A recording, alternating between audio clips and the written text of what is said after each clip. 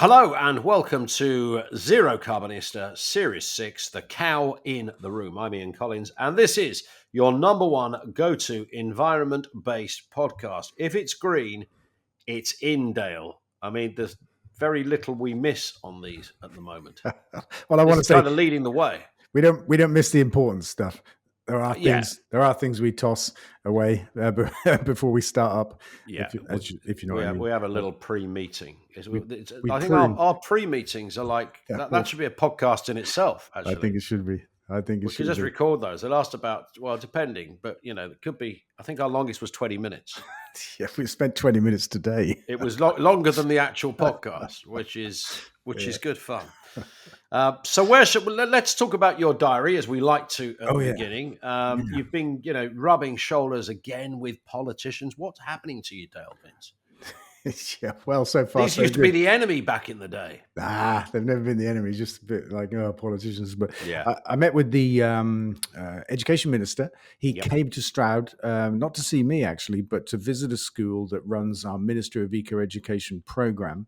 And actually, it's the birthplace of it. It's where head teacher of the school, where one of my boys used to go, two of them actually, said to me one day, "We make great kids. They're ready when they leave here for the next school, but they're not ready for the world because we don't teach them enough about sustainability and all them kind of challenges." And I said, well, why don't we do something about that and create a curriculum, a school curriculum that's got the environment in every topic? And that's what we did, long story short. Minister of Education came down to take a look. Then they came to Forest Green and had lunch with us, ate some of our food, school dinner food, actually. And we had a good old chit chat, and they like what we're doing. And I'm hoping that we can do some work together just to kind of, educate more kids about the stuff they need to know. So, and that was, you kind of touched on diet, as you say, meat, solar panels on school roofs. That's a big initiative at the moment. Yeah, I mean, a couple $100 million, I think GB Energy just lobbed into the health and education sector for rooftops. And we've got a plan of our own, or we had a plan, which I mentioned to the minister, which is a kind of like something that you would pump prime to install 100 or 1,000 rooftops, and then use the proceeds of that to do another 10% every year. So if you started with 1,000, you could do 100 rooftops every year in a self-funding initiative. I mentioned that. We're going to dust it off and share it. And I mentioned, of course, school food and the law that requires schools to give meat and dairy to kids 3 times a week or something like that. They knew all about it. It's going to be a part of the review that's coming in the next few months. And so fingers crossed it goes in the bin. Good work. In addition to that, you pitched up at a sustainable business conference as well, Dale. Did I? Where was that? Where the fuck was that? Is that the Eddie or the ED conference? That's tomorrow. What's that tomorrow? What's he put it on the list for? I have no idea, but that's fine. Keep it in. Okay, that's all right. Yeah. So tomorrow you're pitching up at a sustainable business event. Tomorrow as we record this. That's exactly right. Fantastic. Well, let's move on to, because you're in the Telegraph again, by the way. Oh, shit. No. Yes, no, I am. You're right. Yeah.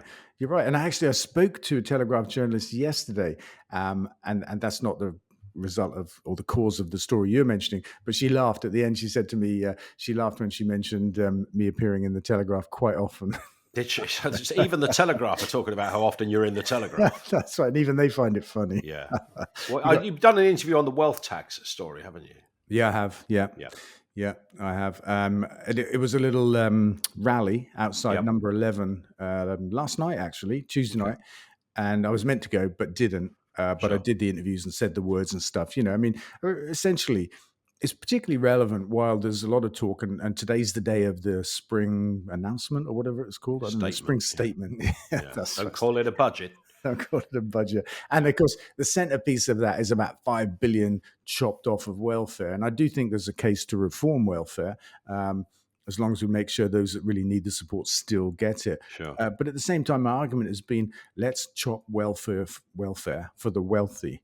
Because, we do give money to people that don't have a lot of money, but we also give money to people that have a shit ton of money already through tax breaks and allowances and tax differentials. Capital gains tax is only half the rate of income tax. So you make money with money, you pay half the rate of tax that you do if you make money with a pair of hands. So that's the stuff I said to them.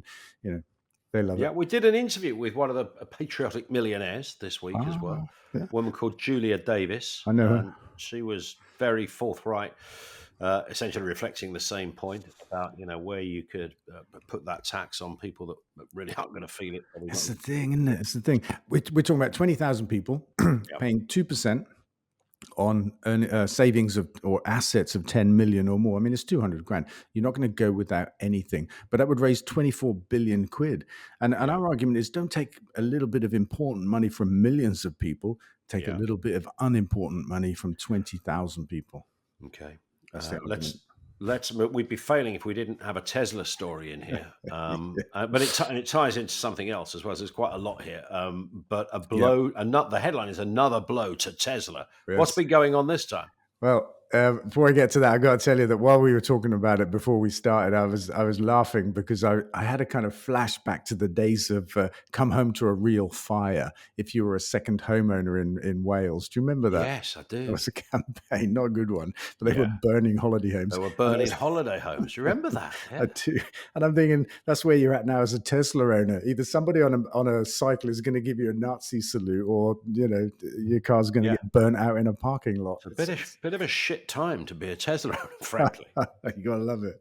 Yeah. You gotta love it. What's happened is BYD, a Chinese company, is an electric car maker, has overtaken Tesla in terms of volume. Just a few years ago, Elon Musk was saying it was inferior technology because it came from a communist company and it had all of these subsidies and it was never going to be good enough. And then this week we learned that it's overtaken Tesla. Its technology is fantastic. I'll just come back to that in a second. And it's had 1/4 of the subsidies from the Chinese government that Tesla, Musk, has had from the American government. 1/4. All right, stick that in your tailpipe. Oh, I know you don't have one. And never mind that. It's all right. The big, not you. I mean Musk. But Musk. By definition, there is no tailpipe, of course. The big technology announcement this week, which is stunning, is that BYD have created a megawatt charging system. They can pump a megawatt into a car, which is like 6 times the 150 kilowatt, which is quite normal here and in America. And they reckon you can fill a car up in 5 minutes, which is the same time as you can put it in, with a petrol pump, which is the complete game changer. Since the beginning of electric cars in 2010, when we built our car, the Nemesis, I've been saying that the day will come when you can fill up as fast as putting petrol in. We said it on this podcast many times, a few years ago, and you made that point and said you stood by it, and well, here it is, a reality. Yeah. And it's interesting because it's kind of borne out as well in terms of, what is the appetite for electric cars. California really kind of hit the road, to coin a phrase, when it comes to EV chargers now. Yes, it has. I had one more thing to say about China first. Oh, go on. Sorry, then I'll come back to that. Sorry, Dale. That's all right. I thought I was being really clever there. Great. It was brilliant. It was brilliant. China, right? It's like a manufacturing powerhouse. We know this in renewable energy, like 80-90% of the world's solar panels are made in China and all this kind of stuff. And, we can't get to net zero without China anytime soon and without a hideously bigger cost. That's a fantastic thing. But what I learned this week, a stunning statistic, is that in China in 2024, they built more ships by tonnage than the United States has built since the end of the Second World War, like 70 years worth of ships in 1 year. That's how much of a powerhouse China is. It's incredible. Yeah, they don't hang around in the building department, do they? I mean, if a road goes wonky or something happens to the tarmac, they get that thing built in about 15 minutes. It's crazy. Over here, it's like 15 months. The M1's going to be closed till 2029. Really? How does that work? It doesn't happen in China.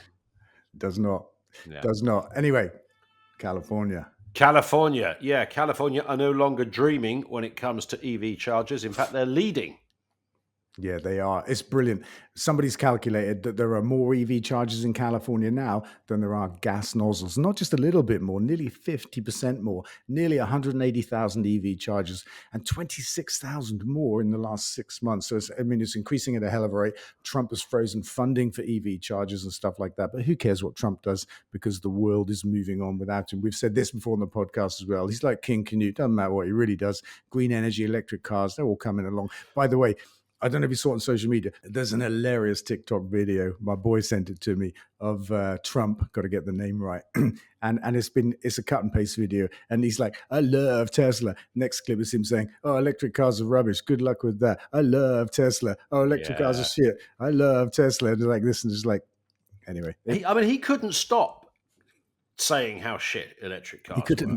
And a couple of weeks ago, he literally did an advert for one, as we played on last week's episode, And he bought one. for an electric car, and apparently bought one as well. Not that he ever gets to drive anywhere.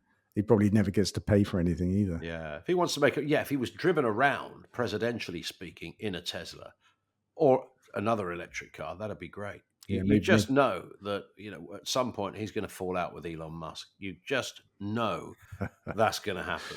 You're right. It's a matter of time before they fall out. Here's another story out of the US, which is connected to kind of all things balmy and bonkers. Hedge funds paying up to $1 million for weather modelers. What's going on here? It's mad and beautiful all at the same time. And they've increased the number they're recruiting by nearly a quarter, and with these huge salaries. And it's because the weather is so fundamental now to the future price of everything. These are hedge funds, right? This is what they do. They're into futures and stuff like that. But what I love about it, why I say it's beautiful, is it comes at the same time as Trump has been busy sacking the weather experts that work for the federal departments of the United States. He's been busy sacking them because he doesn't want reports online about climate change and climate-inspired weather and stuff like that. You'll see he's been censoring federal websites. You can't mention the climate. You can't mention DEI. It's all part of the the war on fact, let's call it. But I love this because the markets just carry on and do their thing, like green energy and electric cars. The hedge funds are saying, well, we know what we need to do. We need weather experts because the weather's all kinds of crazy and it's all kinds of important. Yeah. Well, they kind of sacked everybody, haven't they, that did anything useful on the basis of, look, we've saved £6 trillion. It's like, but nobody goes to work. I saw a story this week that an airport was going to be closing, or, like at the weekends or after 5:30 or something, because nobody could work there because they didn't have any staff. I read 1 in 5 people in the United States knows somebody affected by the work of Musk and Doge, somebody that's had their job taken away or something like that. 1 in 5 people. That will come back to bite them eventually. But in the meantime, we have a popcorn president. Well, and all those secretaries of state, whatever they call them in the States, they've all got like a team of about 58 people each, which kind of rather goes against the spirit of the Doge thing. They've got so many advisors, they can't remember the names of all of them. So they're on signal doing war planning across Yemen. And they add some dude who happens to be the editor of a media organization instead of one of their advisors. How hilarious. I mean, how this guy got on there is another question. What's interesting is that they blamed him for being on there. Of course they did. Trump's going, I know who this guy is. He's a terrible, terrible journalist. He's a really respected, award-winning journalist who, by the way, didn't spill all the beans about what was on the WhatsApp group because he read some of it and thought, this is super sensitive stuff. So maybe I should hold back. So they should have been thanking him instead. They were just saying, this guy's a loser. He's a loser. It's like, well, you put him on the WhatsApp or the Signal group. And a liar. They called him a liar. And so he then revealed more details because they said it wasn't actually top secret information. They weren't war planning. There weren't details. And he's like, I'm sorry, but there were. Here it is. Here it is. Like the time, the place, the weapon, right? Yeah. They should have just said, well, we really screwed up here. Thank you to the journalist who flagged this. And thank you for him not sharing, more sensitive stuff. Funny thing is, this happened to me maybe 10 years ago, and it happened with our friend Elon Musk when he was plotting to take the electric highway from us by nefarious means. And on one Sunday, we got an email from one of his people to the wrong Simon. It was our Simon, basically saying from tomorrow, we're going to do all of these things like a campaign with politicians, with the media, and with landlords. And we went to, first we thought it was a dark joke. We thought somebody's just spoofing. And then we realized it was real. And we went to the High Court the very next day and got an injunction against him. Yeah. And that pissed him off mightily. But it's the same thing. And he's never sent you a Christmas card since. I think we can safely say.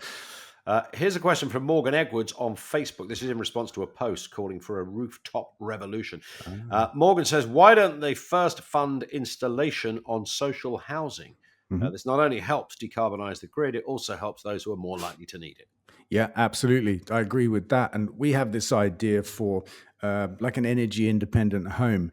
We've been lobbying whoever will listen, but including the government, to say, look, you've got a fund for insulation over here, and you've got GB Energy over here. We need solar on our rooftops. We need batteries as well, actually, so that we can run a smart grid and balance the national grid. Why don't we put it all into one program and start with social housing? Do energy efficiency, solar on the roof, and a battery. We can knock down the bills for people that have the least money, and generate electricity and balance the grid. It's a great idea. Here's another one, Dale. UK facility starts sucking CO2s out of seawater. This is obviously to help the climate. Interesting headline. What's the detail? Yeah, I don't know a fat lot about it, but they're called Secure, and they've just been given £3 million by the government, and they're going to take a few dozen tons of CO2 or carbon. I'm not really sure. It doesn't really say out per year. And my first thought is, look, plants do this really effectively, actually. Yeah. Just grow plants in the sea. We need to be rewilding the seas with seagrass and kelp and all that kind of stuff. The stuff that we've taken away, that's a big part of the reason why the oceans have got more carbon in them than they should have. And talking of plants, new national forest planned in the southwest. This is pretty massive stuff. And a neat transition. I just want to say that. Well, it was all right, wasn't it? It was very good. Yeah. It was, yeah. 20 million new trees and 6,000 acres of land. It sounds amazing. And listen, I'm not knocking it, but I just want to say this. In terms of the amount of trees planted every year at the moment in Britain, it's 2.5%. 2.5%. Yeah. Wow. So it's not like a mad, unprecedented number of trees.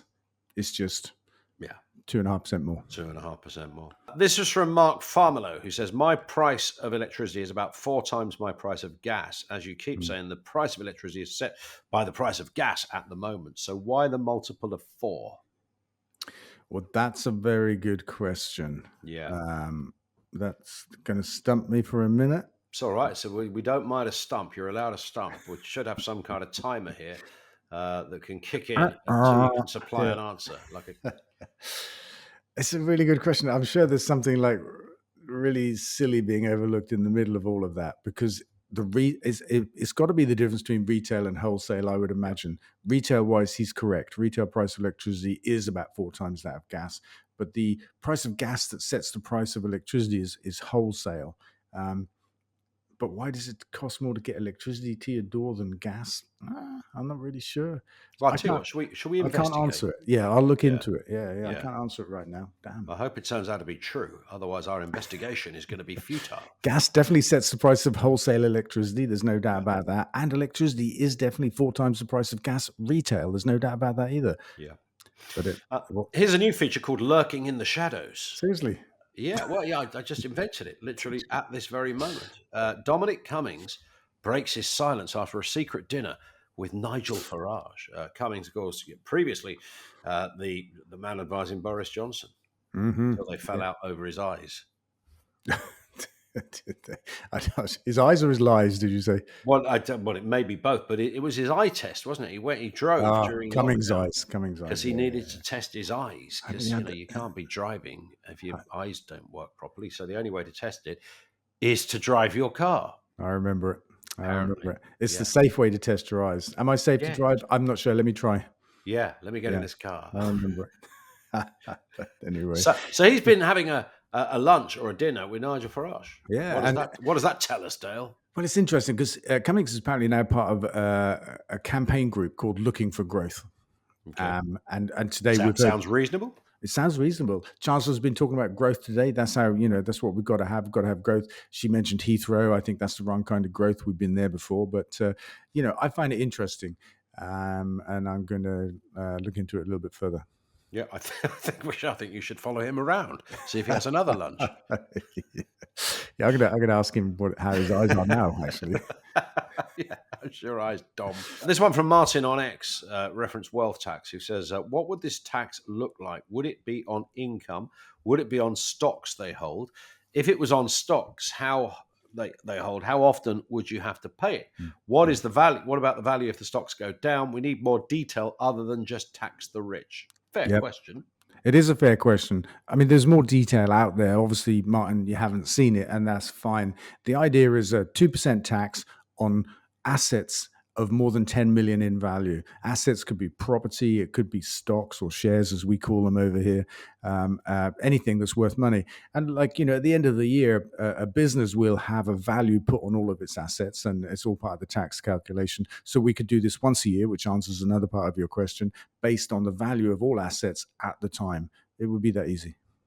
Shane O'Mani on LinkedIn says, when are we going to make spreading falsehoods and misinformation a crime? Yeah, I mean, and I think that's related to Tice this week coming out. And what did he say? He said the fire at the Heathrow substation was about net zero. That's what he said. I mean, Don't be dissing Richard Tice just because you've had a row with him, Dale. We haven't actually had a row. I'm just suing him for calling me a. Oh, that's true. Sorry, yes, calling me a terrorist sympathizer or something like that. That's still in the pending tray, that one, isn't it? Yeah, there was a story, a response to what caused the Heathrow fire, and there was some suggestion went around social media that apparently what caused it was that when the backup tried to kick in, the backup was installed by Ed Miliband in a kind of net zero frenzy, and therefore it didn't work. Yeah, I like that. As of course, the truth is, as we hear from Heathrow themselves, the backup generators burning diesel did work. And what they did was choose to shut down for safety reasons while they restarted all of their systems because there had been an interruption. And we also learned from the national grid that Heathrow had 3 substations, each one capable of powering the entire airport. And again, reinforcing the fact that they chose to shut down when there was a fire in one. The idea that net zero compliance, which is what Richard Tice said, had anything to do with this is honestly nutty. And I'm with you, Shane. When are we going to make this kind of stuff a crime? What is always interesting with any kind of information that is either not true or entirely invented is that often, and this is the bit that I can't fathom, it sometimes doesn't take much to work it out. So they were a lot of people on social media going, Ed Miliband is an absolute nightmare. He's a nut job. What is he doing here? And I just sort of felt like saying very calmly to some of these people, does anyone seriously think Ed Miliband has been in power for 28 weeks, and in that time he somehow constructed an entire backup to Heathrow Airport without anybody knowing about it? Regardless of whether it would work or not is another issue. But the idea that what would be an enormous piece of infrastructure happened without anybody having the first clue. That's the question you have to ask yourself. I think it might have been in the papers. Heathrow's backed up with a windmill, but it wasn't because it never happened. Yeah, I love that. And of course, what they're really saying is it's all about net zero. They're overlooking the fact that net zero in law was a Tory party thing. It happened on their watch, and Parliament was unanimous about it. I think we talked last week about Kemi or Kenny, as you would have it, actually making the claim that it passed without debate and like it was railroaded through Parliament. It passed without a vote, rather, and that was because nobody objected to it. There's another kind of falsehood. It's about net zero. Obviously, Tice is against it. Kenny's against it, and actually we missed that we missed that right wing nut of the week. I can see it here now. It's Richard Tice banging on about Heathrow. There you go. Well, I guess we've done it now. Listen, I bumped into Kemi this week. Did you? As well. Yeah, and I had that, that moment. I have bumped into her before, but you had it with Jake Berry. When you meet someone and it turns out they're really nice and very polite and decent and quite quiet and nothing, brash about them at all. And you think, oh, don't be like that. You're meant to be a twat. We don't want our politicians being friendly. Well, what can we say? I'm just against what she says. I've got nothing. She mostly says, my name is not Kenny now. That's going to follow her around. Should we do some X-rated corner, Dale? I would love to. These are the people that aren't big fans of Dale Vince. Mark on Facebook. There's not many of them, by the way. Just want to say again? that. I'm being silly. Sorry. Mark Burston on Facebook says, net zero is as popular as herpes. Wake up. Nobody believes it. What can you say? What can you say? Just Kev on X. Reference a post about Kemi. It's not our Kev, is it? No, I don't think. Well, who knows what he's up to when he's not editing? He says, bad enough or bad enough. That's quite good, Dale. Thick as mince, he then says. It's not even a sentence. It's not. It's not. But bad enough's good. We'll go with that part. Bad enough's good. Wilf Hook the fourth says, you're a fine one to talk. You ferret egg. Biology alert. You're a fine one to talk, you ferret egg. I've got to intervene here and say I don't think ferrets lay eggs, but they don't lay eggs, and it's like I don't remember that in the playground. Oh, ferret egg. It doesn't. No. I think Wilf Hook number 4 lives in a world of his own. A world with ferrets, maybe. Just a different type. The Grim Reaper. This is a post about Greenpeace losing that lawsuit in the United States, as we reported last week on the podcast. Grim says, maybe more people would be on your side, Dale, if you weren't ripping us all off by trousering millions in government subsidies, which we pay for, and then telling us that we're not paying enough tax. And as an aside, if you looked a little less like Bianca Jackson from EastEnders, and that's where it ends. Yeah, it just ends suddenly. I was just grinning through that because I'd already read to the end bit. And I'm thinking, it's another one of those wonderful, what do you call it? Not insults, compliments. Is one of those, I'm like, oh, yeah. I'm like, thank you, Grim, or shall I call you Reaper? I'm not really sure. It starts, of course, with that silly stuff about government subsidies. No, we don't have them, haven't had them. And then this idea of, I'm not telling everybody they're not paying tax. I'm saying millionaires don't pay enough tax. People with millions of pounds of assets don't pay enough tax. That's what I'm saying. And thank you for the Bianca Jackson compliment. I mean, are you aware of who Bianca is? No. So Bianca is a red-headed, long-haired, red-headed female. And I can't think of a person. Did she used to say RickAAAY? Yes, that's it. That's that one. Yeah. And a freckly face, and I only mention that because we are talking about IDing somebody here. I can't think of anybody who looks less like you, Dale. I mean, you could always... If he'd said Danny Dyer, I might have bought into that. Well, what can we say? I think Grim Reaper goes to the same opticians as Dominic Cummings. Maybe. And a final one, Nomis169 on X says, Dale. If green energy was so cheap and so effective and so reliable, energy companies would be falling over themselves to install it and replace fossil fuels. It isn't. The reason they are falling over themselves is the same reason that you are, because the subsidies are so massive. All green energy is simply a tax on reliable energy. The sooner the nation wakes up and understands that people like you are responsible for their poverty, the world, Dale Vince, will be a much better place, says Nomis. It's a bit of a tragedy, this one. There's a lot in there. I mean, you've covered a little bit of that on the subsidies. But essentially, the idea that green energy costs more and green energy is responsible for higher bills, I mean, that's part of the narrative of Tice and Kemi at the moment, and it's completely wrong. It's the opposite.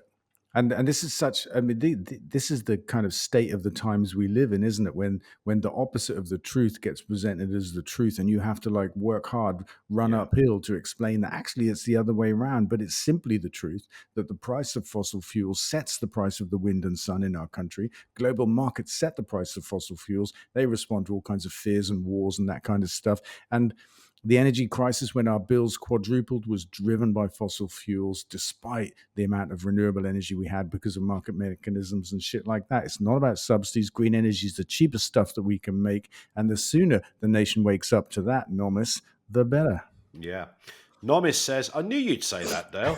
We're getting responses in real time here, which is brilliant. Brilliant. Dale, that is it for this episode. We will speak on the next one. Don't forget, of course, to follow Dale on social media, twitter.com or x.com/DaleVince, facebook.com/DaleVince, and on TikTok too. And each new episode lands at 8 a.m. every Friday. Come rain or shine, right? Except, I just want to say this on the Telegraph too as well, by the way, but come rain or shine, 8 o'clock on Friday, except it won't be there next week because you're going on holiday. Yeah, I'm not here. I don't, that's a crime, and the United Nations have been getting in touch. But tell us more, because I think it's an interesting trip you're taking. Well, going Bulgaria way, but on a train. There you go. Love it. Yeah. I think that's good. Walk in the walk. No, walk in the talk. Well, because we've done this podcast together for so long, I don't get on a aeroplane because you might not talk to me. Because I'm a flight-shaming eco-warrior, in the words of Heidi Alexander, yeah, right? That's right. You've literally, the domestic bliss in our house has been absolutely shattered as a result of this. No, this is quite cool, actually. And don't ask me to quote the specific journey because I haven't organised it all, but I can tell you afterwards. But I love trains for a start. Massive train fan. I think they're great journeys. They're far more comfortable and just a great experience than an aeroplane. And yeah, I take it you travel through quite a few countries to get to Bulgaria. Yeah, I think you will. I think it'll be a cool trip. And by the way, this week we were talking about something here. We've just created a new app, and we're calling it Trains versus Planes. Yeah. And the idea is it will compare where you're starting from and where you want to go, and say, hey, look, the trip on a train looks like this, and the trip on a plane looks like this, to help people make better choices. You just reminded me. Yeah, I like it. And when you introduced that last point there, you literally waved a pencil at me. Oh, yeah, I've got a pencil in my hand. I don't know why. There you go. It's like a school teacher. It's like, I better shut up now. We'll have some chalk next week. And the name is inspired by Plants vs. Zombies, if anybody knows that game. It's a brilliant little game. It's great. But I just thought that's what we have to call it, because that's what's happening here. It's trains versus planes. Love it. No pencil. Dale, this podcast is out very soon. Well, in fact, you're listening to it, it's already out, isn't it? So that's bollocks. So, but you take my point. And we're back in 2 weeks. Yes, because you're in Bulgaria. On a train. Or stuck on a train, maybe. If I get stuck on that train, you're never going to hear the end of this.